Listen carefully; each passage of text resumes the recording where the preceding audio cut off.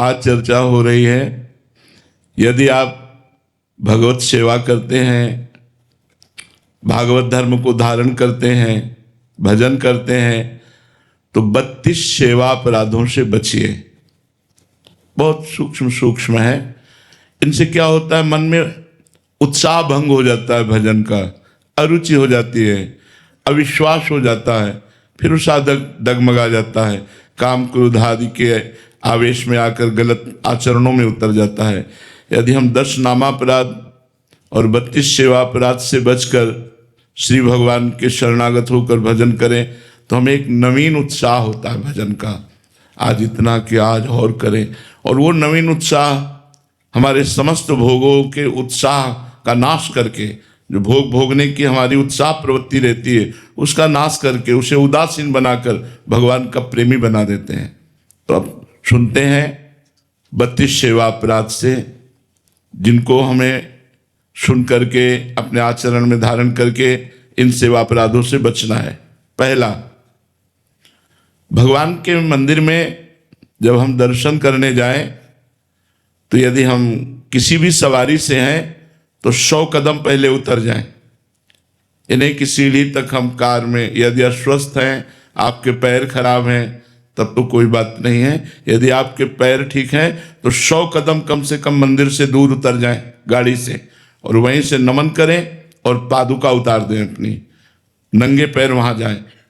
अगर आप मंदिर में चढ़ते हैं पादुका पहन करके और कहीं प्रभु के आंगन तक पहुँच जाते हैं तो ये पहला अपराध सेवा का बन जाएगा।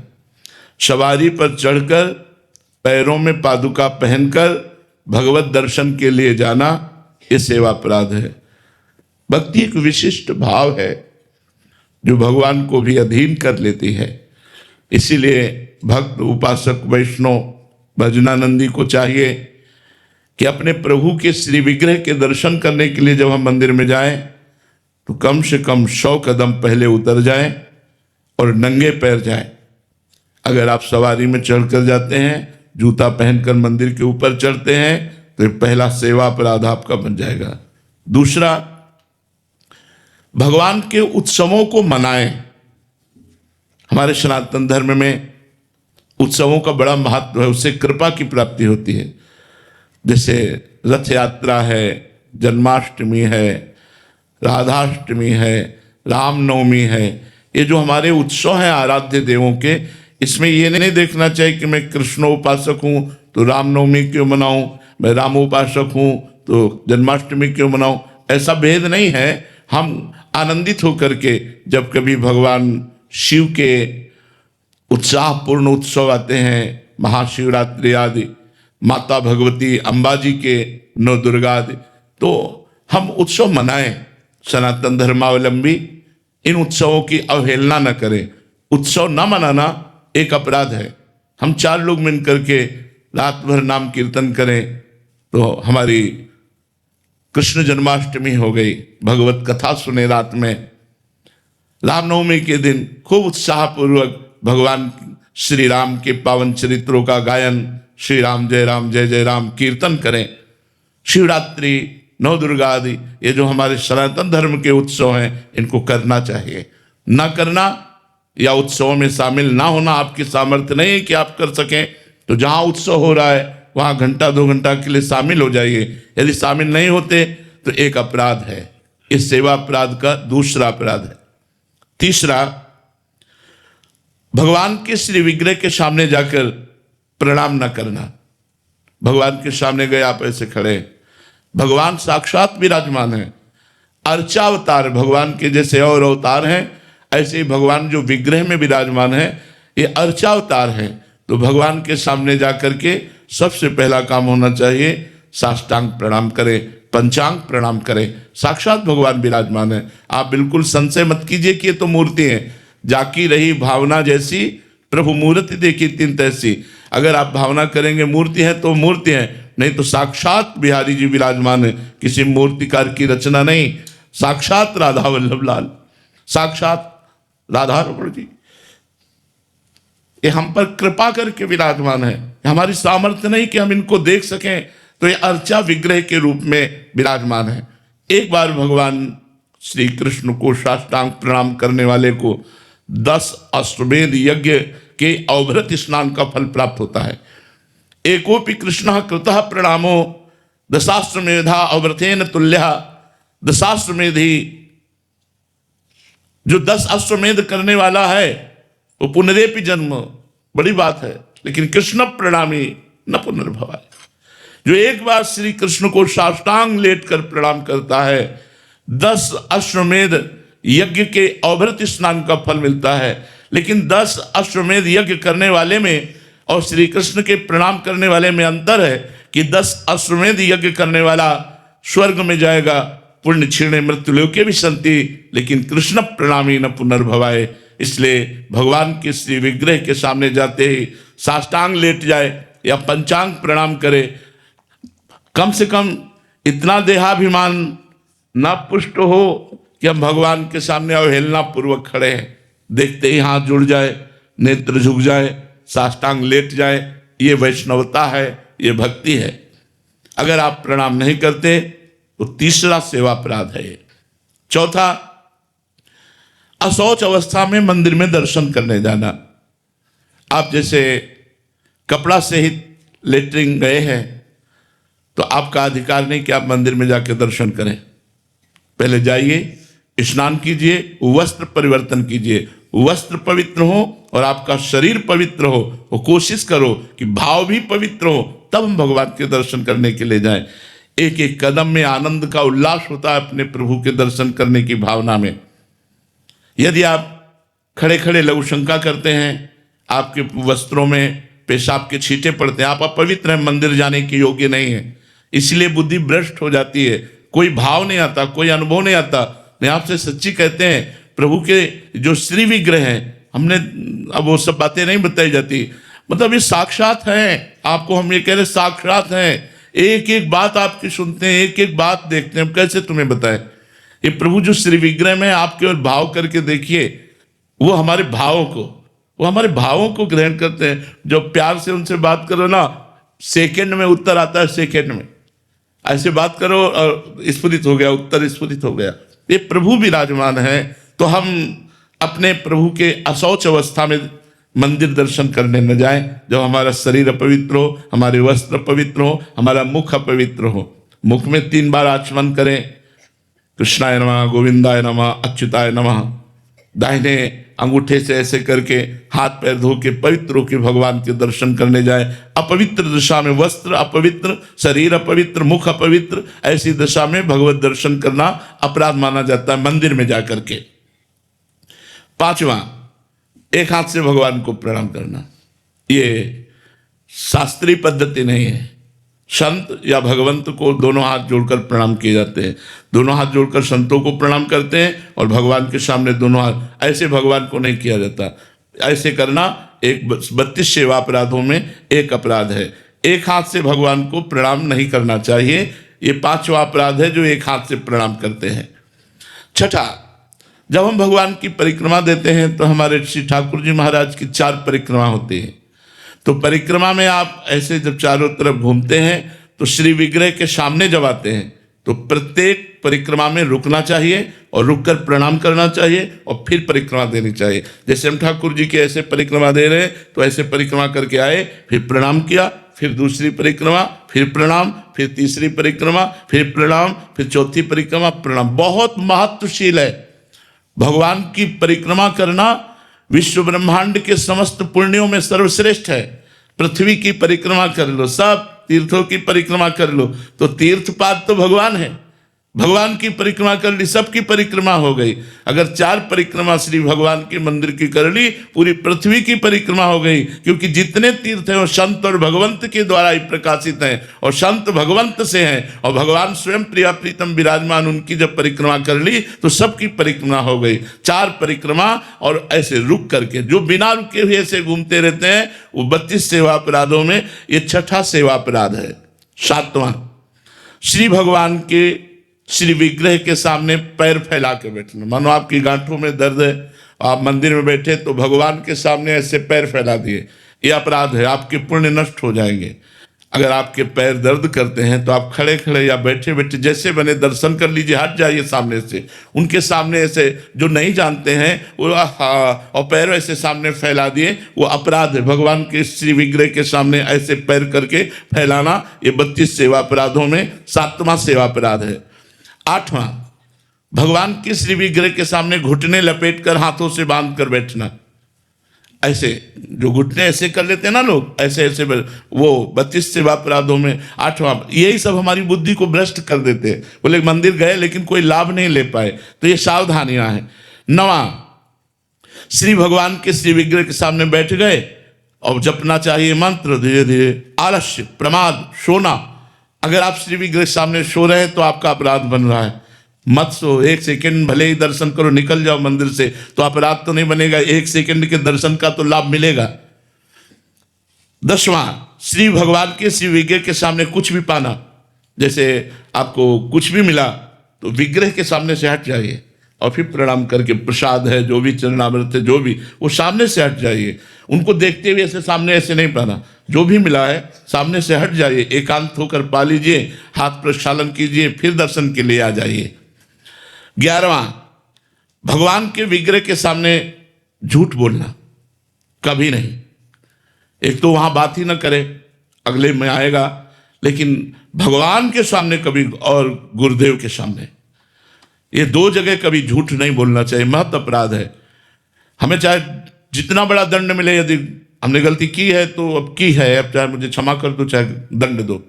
वैसे तो कहीं झूठ नहीं बोलना चाहिए, पर अगर कहीं हमसे झूठ बोल जाता है तो हम जब भगवत आराधना करते हैं तो भस्म हो जाता है। लेकिन भगवान के सामने अगर हम झूठ बोले मंदिर में, गांव में भी किसी बात का प्रमाण लिया जाता था तो बोला जाता था आप मंदिर में चढ़ के बोल दो, हम मान जाएंगे। तो अगर मंदिर में आप हैं तो झूठ कदापि मत बोलिएगा, इतना ध्यान रखिएगा, नहीं वो अपराध बन जाएगा।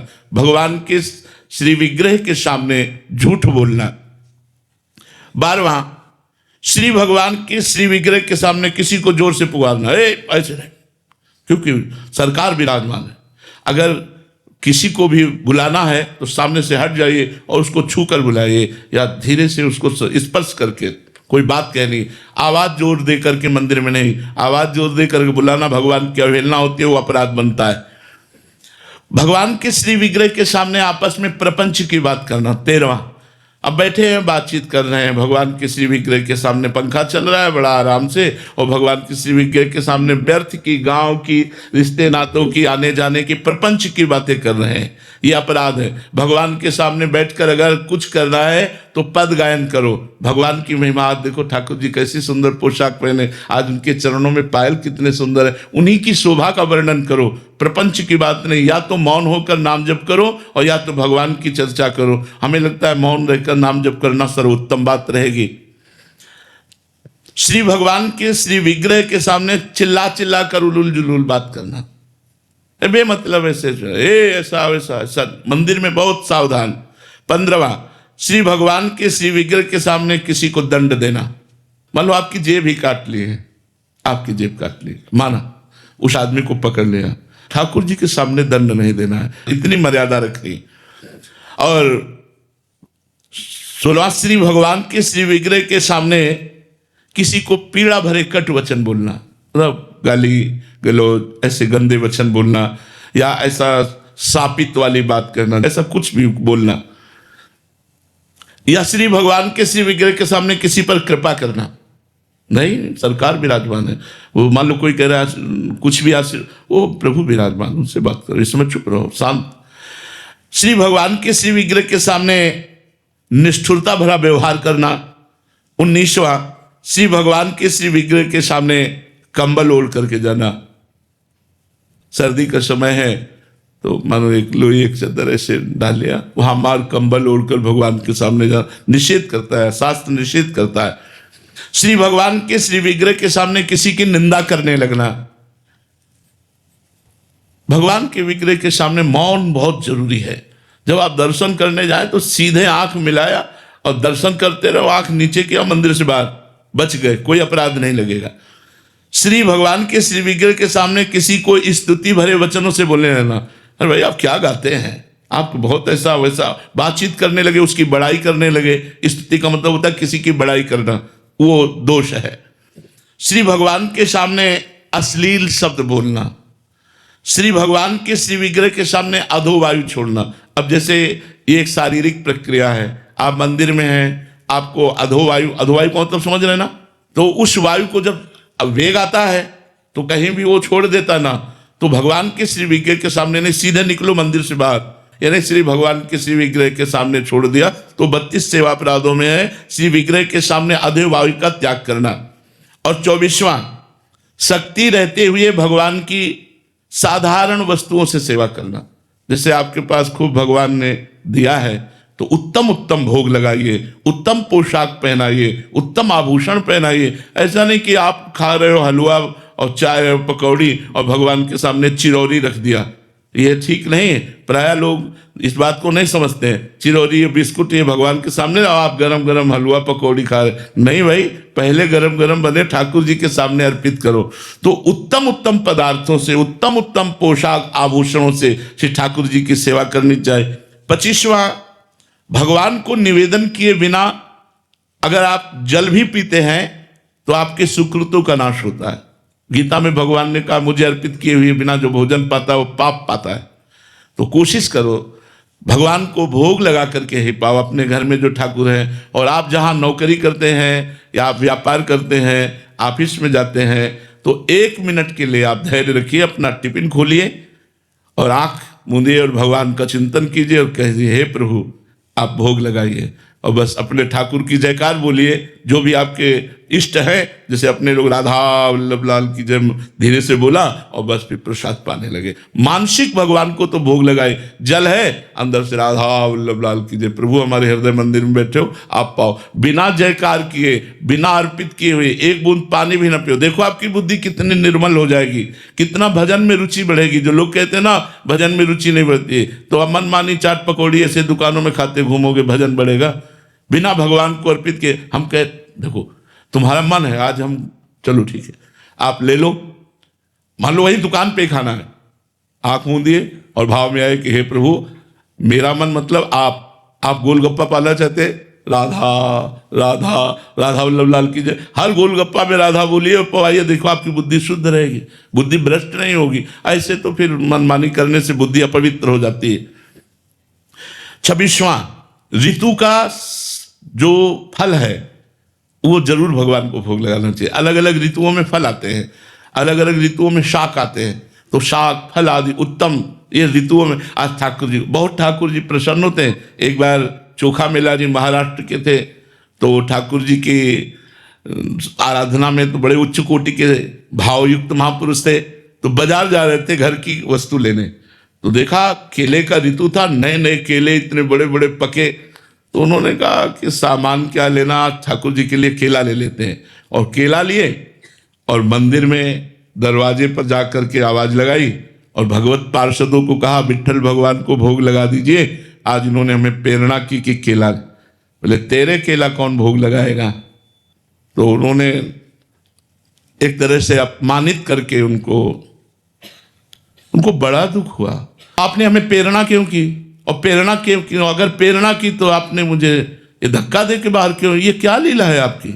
मैं तो घर की वस्तु लेने गया था, प्रेरणा आपने की कि केला मुझे चाहिए, मैंने केला खरीद कर जब आपको दिया तो आप अपमानित करवा के मन, मुझे अपमान का दुख नहीं, लेकिन मैंने तो सुना है आप केवल भावग्राही है, किसी का भी हो आप सबके भाव ग्रहण करते हैं। मैं अपने प्राण त्याग दूंगा और जाके घर में सिटकिनी लगाई बस कि न खाऊंगा न पीऊंगा, क्योंकि ऐसा क्या, जे ही ठाकुर जी को वहां रात्रि में शयन कराया गया, दरवाजा खटखटाया, चोखा मेला जी चोखा में, वो अमृत भरी आवाज रह न सके, तुरंत जो खोला तो श्याम कांति और भगवान मधुर मधुर मुरली वादन करने वाले श्री कृष्ण देखा, चरणों में लौट गए, प्रभु प्रभु प्रभु आए उनकी गोद में बैठ के बोले केला खावा, और वो वैसे ही केला रखे थे।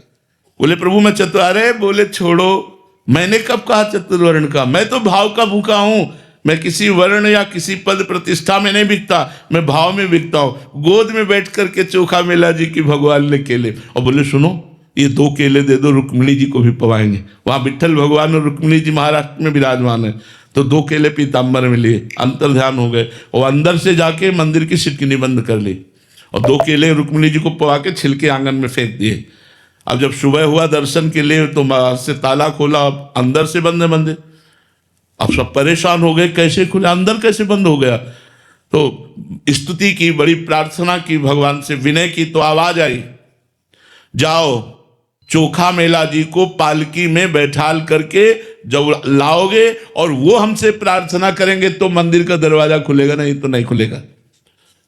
ऐसा ही करना पड़ा, पालकी में बैठाल के चोखा मेला जी को लाए और जब चोखा मेला जी ने प्रार्थना की, प्रभु दरवाजा खोल दीजिए, फटाक से दरवाजा खुल गया। जो पुजारी जन थे उन्होंने देखा छिलके पड़े, बोले प्रभु छिलके कैसे? बोले चोखा मेला जी के केला के। तुम क्या समझते हो मैं किसी जाति से बिकने वाला हूं? नहीं, विद्या रूप महत्व कुल धन यौवन अभिमान, ये सब सच कंटक रहे न भक्ति निदान। जहां 6 प्रकार का अभिमान होता है वहां मेरी भक्ति नहीं रहती तो मैं कैसे रह सकता हूं? तो भगवान को अच्छी वस्तु देखा, अरे ये तो प्रभु के लिए बहुत अच्छी रहेगी, चलो आज ये ले चलते हैं, अपने ठाकुर को भोग लगाते हैं। ऐसा भाव रखना। किसी शाक या फल आदि के अगले भाग को तोड़ करके अच्छा अपने लिए रख लेना और फिर ऐसा भगवान को अर्पित करना, ऐसा नहीं होना चाहिए। श्री भगवान के श्री विग्रह के सामने पीठ नहीं दिखाना चाहिए, ऐसे रहना चाहिए जैसे भगवान के विग्रह के सामने। इसीलिए जब परिक्रमा करते आते हैं तो घूम के तुरंत प्रणाम करके फिर दाहिने करके चले आते हैं। भगवान की तरफ पीठ करके नहीं बैठना चाहिए, पीठ भगवान को नहीं दिखानी चाहिए। श्री विग्रह के सामने किसी को प्रणाम नहीं करना चाहिए। अब यहाँ सावधानी की जरूरत है। जैसे गुरुदेव भगवान आ जाते हैं, हम दर्शन कर रहे होते हैं, हमारी दृष्टि गई, गुरुदेव भगवान आ गए, तो हमको फिर भगवान से दृष्टि हटाकर गुरुदेव भगवान को प्रणाम करना चाहिए। मोते अधिक गुरु ही जिए जानी। अगर कोई संत भगवान दिखाई देते हैं तो ऐसे नेत्रों से किया, ऐसे प्रणाम किया और फिर ठाकुर जी के दर्शन करने लगे। और जब वो श्री विग्रह से दूर हुए तो उनको फिर प्रणाम नमस्कार। लेकिन गुरुदेव को तुरंत, गुरुदेव आ गए, तुरंत ठाकुर जी से दृष्टि हटा के गुरुदेव के चरणों में प्रणाम करे, फिर ठाकुर जी के दर्शन करे। बकाया श्री विग्रह के सामने किसी और को प्रणाम न करे, सीधे बस ठाकुर जी के दर्शन करता रहे। जब गुरुदेव मिले, जय बार गुरुदेव मिले, ये 30वां अपराध बता रहे हैं। गुरुदेव आए और आप उठ करके खड़े नहीं हुए, मतलब एक बार प्रणाम करें तो क्या बार बार प्रणाम करें? नहीं, अभ्यर्थना, बार बार उनकी वंदना। गुरुदेव आए, खड़े हो गए। मान लो आप 10 बार आए तो 10 बार खड़े हो गए। जय बार वो हमारे सामने आए, गुरुदेव की अभ्यर्थना और गुरुदेव की आज्ञा का पालन, अवज्ञा नहीं। जो आज्ञा हो गई, बड़ा फल है आज्ञा पालन में, पर कभी कभी गुरुदेव की बड़ी प्रतिकूल आज्ञा हो जाती। जैसे एक बार श्री रामानंदाचार्य जी एक बगीचे में भ्रमण करते हुए पहुंचे, ठाकुर का सिंहासन विराजमान हुआ, वहां समीप पर कुआं था, कुआं से पानी मंगाया तो कुआं के पानी में हल्की सी बदबू थी, क्योंकि उसके ऊपर एक पेड़ की डाल आ रही थी और सारे पत्ते कुएं में जा रहे थे। तो आचार्य चरण ने देखा और बहुत से शिष्य थे, सबसे कहा ये डाल हट जाए तो कुएं का पानी ठाकुर जी की सेवा के लिए ठीक हो जाए। तो पूरा हमें पेड़ नहीं काटना, पूरी हमें डाल नहीं काटनी, हमें उतना ही सिर्फ काटना है जो कुएं के ऊपर है। तो चलो कुल्हाड़ से काटो। तो विज्ञ शिष्य जनों ने कहा जय जय, जो काटेगा वो तो कुएं में चला जाएगा, क्योंकि लंबी डाला ही है। अगर पेड़ के पास से काटनी हो तो सुविधा है, नहीं तो बैठ करके तो इधर ही काटेगा, और काटेगा तो कुल्हाड़ से कुएं। बोले इससे मुझे कोई मतलब नहीं, डाल कटनी चाहिए। एक खड़ा हुआ कि जीवन तो गुरुदेव के लिए, मर जाऊंगा तो क्या, गुरुदेव की आज्ञा में खड़े। बोले गुरुदेव मैं काटता हूँ, हो गए काटा। जो ही काटा सो डाल और कुल्हाड़ और वो सब कुएं में चले गए। अब सबसे और जो शिष्य थे, गुरुदेव तो कुएं में चले गए। गुरुदेव एकदम निरपेक्ष बैठे। 10 मिनट हो गया, बोले गुरुदेव तो मर गए होंगे, बिल्कुल निरपेक्ष बैठे। थोड़ी देर में नमो नमः, जय हो ऐसे शब्द हुए और कुएं से ऐसे बाहर वो शिष्य आए और आकर गुरुदेव को प्रणाम किया और कहा ये सियाराम जी ने प्रसाद दिया है। तो उनका कहाँ गए थे? 10 मिनट हुए। बोले जे ही कुल्हाड़ से काटकर मैं नीचे गया तो भगवान राम जी के पार्षद मुझे साकेत धाम ले गए और वहां सियाराम जी के दर्शन कराए और सियाराम जी ने आपके लिए प्रसाद भेजा। सब शिष्य सोचने लगे हाय मैंने ये क्यों नहीं किया। काम बहुत प्रतिकूल है, लेकिन ये आज्ञा कि मेरे गुरुदेव की आज्ञा में प्राण दे दूंगा, बस बात बन जाए। तो गुरु की अभ्यर्थना, जय बार गुरुदेव मिले तय बार सर झुकाकर नमस्कार किया और जय बार आवे तय बार खड़े हो गए और उनका कुशल प्रश्न, उनकी आज्ञा का पालन करना, उनका स्तवन करना। यदि हम ऐसा नहीं करते तो ये 30वां अपराध बनता है। 31वां, अपने मुख से भक्तों के बीच में अपनी प्रशंसा करना, अपनी बड़ाई की बात करना, इससे पुण्य नष्ट हो जाते हैं। जो अपनी प्रशंसा करता, दूसरों की निंदा करता, उसके सारे सुकृत नष्ट हो जाते हैं। 32वां, किसी भी देवता या किसी भी भगवान की निंदा कानों से ना सुनना। ये 32 अपराधों से यदि हम बच जाए तो हमारा भजन और उन्नतिशील हो और बहुत जल्दी भगवत प्राप्ति कराने वाला हो।